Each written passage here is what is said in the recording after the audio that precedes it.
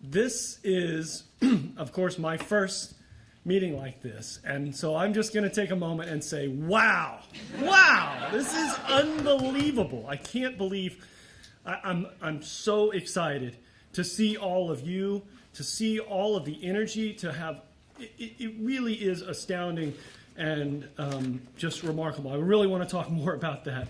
I am truly and deeply honored and excited to be here today, to be here at FCNL. Now, to be honest with you, a year ago at this time, I didn't really expect to have this opportunity. As Diane said, a year ago at this time, I was what it turned out to be about the tail end of a decades-long worth of service in the federal government. As Diane mentioned, the first 6 years for me of that decade were working on the staff of the Senate Foreign Relations Committee for then Chairman Joe Biden and John Kerry. And then for the last 4 years, I served as a senior appointee in the State Department, first on the Secretary of State's policy planning staff, and then, as Diane mentioned, in the office that manages relations for the State Department with the Congress. No comment on whether or not that's actually the hardest diplomatic posting in the State Department. So it was that experience where, as Diane mentioned, I had worked with David and I knew FCNL very much. It sort of caused me to leap when the chance arose for me to work at FCNL, because I am thrilled. Just imagine, I get to go work every day with these folks, with all of these folks, all the folks Amelia talked about. Can you imagine how lucky I feel to be going in every day to work for a place that works every day for the things I believe in most deeply? And more importantly, never, ever quits pressing our representatives in Congress for smarter national security policies.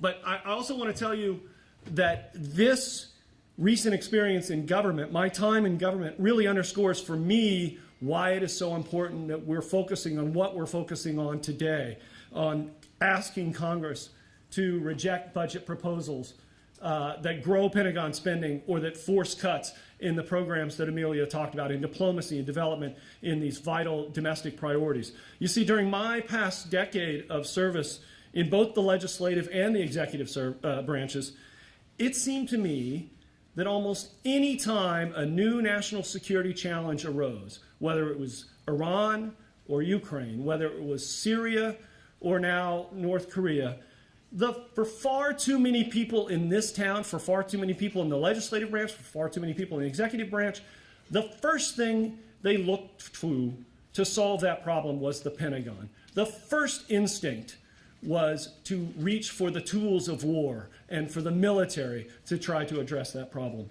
Now, in the 6 months since I've joined FCNL, we have been out and going to Congress all the time, extensively lobbying against these budget proposals to grow Pentagon spending. And I can tell you, I can warn you, as you go out there in the coming hours and days, the hard reality from these past months is that the instinct to increase Pentagon spending actually runs right across Congress's partisan divides. You are going to talk in the coming hours and coming days to Democratic as well as Republican offices and members and staff who will give you lots of good reasons for why they think it's important to take more of your money and give it over to the Pentagon. I'd say a big part of this reason why this attitude is so pervasive in Congress today is that members of Congress and their staff hear on an almost daily basis from people in uniform, from people coming from the Pentagon, and from the armies of lobbyists that defense contractors swarm the Hill with. And so when you're hearing from those people every day, when those are kind of the only people you're hearing from, at some point it is going to start making sense. No matter how senseless it is, it's going to start making sense to go along with a Pentagon budget of $600 billion or $700 billion or even more in the years ahead.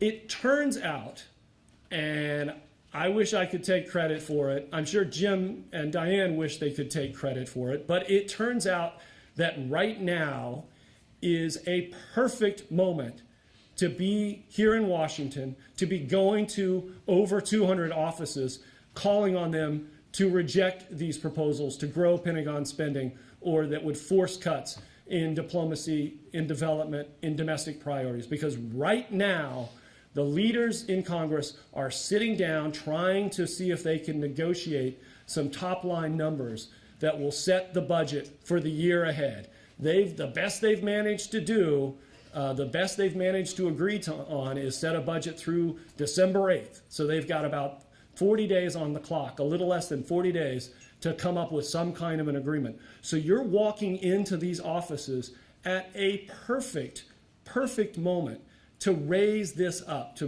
raise these points up, and to ask them to stand up with you, and to ask them to go to their other colleagues in their own caucuses, to go to their leadership and tell them, we need you to cut back and reject these outrageous proposals to mindlessly grow Pentagon spending and cut these vital programs for diplomacy, for readiness and development, for readiness in the domestic priorities that we care so much about. But it's also true that we have to push back today, not just for the negotiations that are happening over the next few days, but because the designs are only to go upward. Even if they can't get it, what they don't get this year, they're going to be coming back for next year and the year after that and the year after that. I can tell you, we're certainly not going to get everything we ask for. I love working at a place that insists on asking for what is right, not just what is possible. That's what makes it different.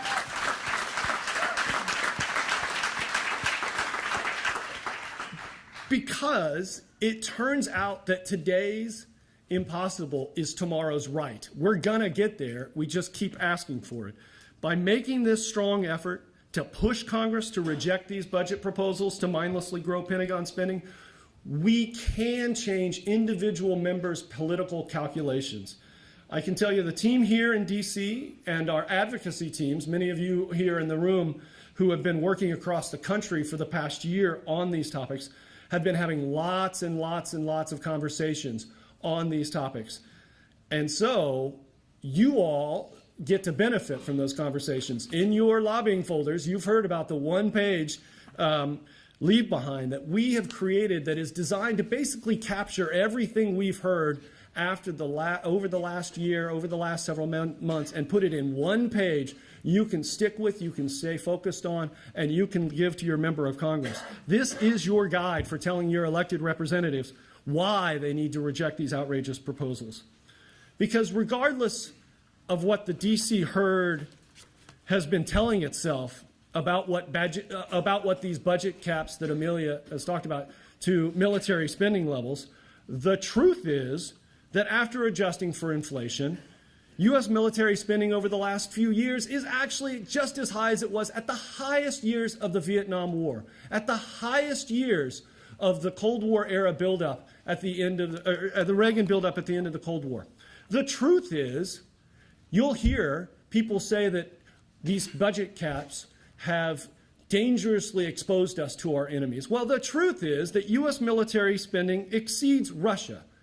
It exceeds China. It exceeds Iran. It exceeds North Korea combined. And only the United States is also backed by a globe-spanning web of allies. You are going to hear from congressional members and their staff that taxpayer spending on the Pentagon, taking money out of your wallet and giving to the Pentagon, is a key source of jobs in their districts and their states. And we have to be fair. That's often true. I think it's important to meet that where it is.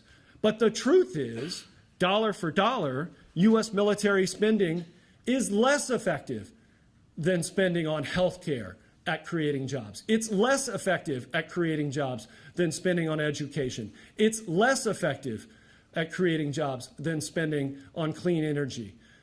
And that's not me talking. That's a study by economists and experts affiliated with Brown University. So the truth is, the Pentagon, that wants all these extra billions, already wastes much of what you're already giving to it. The truth is, the Pentagon is the only major federal agency that still has not passed a full, clean financial audit.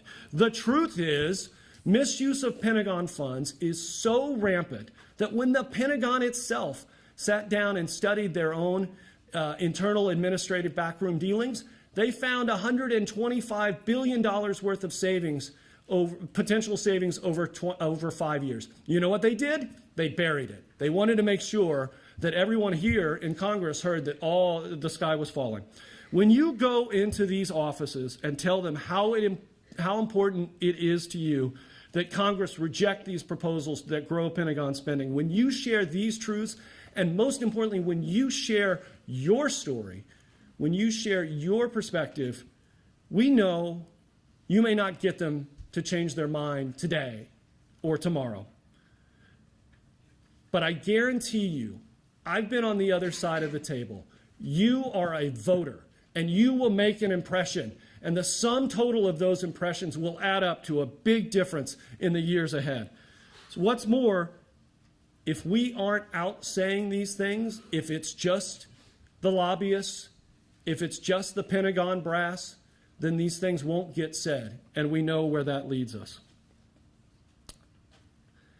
I just want to say that it's something I've dealt with and struggled with.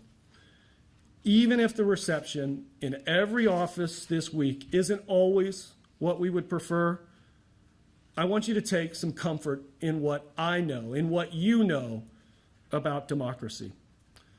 The reality is our climb towards that more perfect union never reaches a final summit.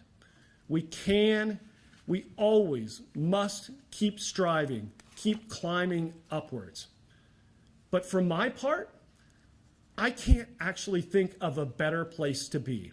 Knowing that there's no summit means that the sky and the stars alone are our only limits. As I said at the beginning, I am incredibly, incredibly grateful to be here at FCNL and to be with you here today.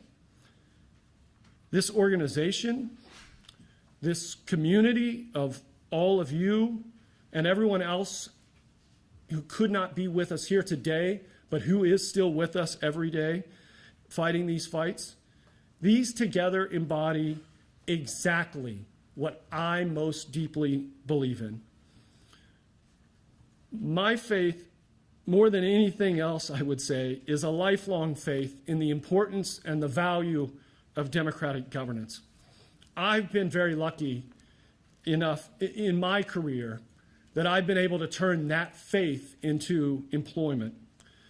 I deeply, deeply believe that the surest, best way we have to make life on this earth a little bit better, just a little bit lighter, is for an active citizenry to come together and get busy improving things, rather than just sit on the sidelines in the always, always vain hope that a government would take care of it for us.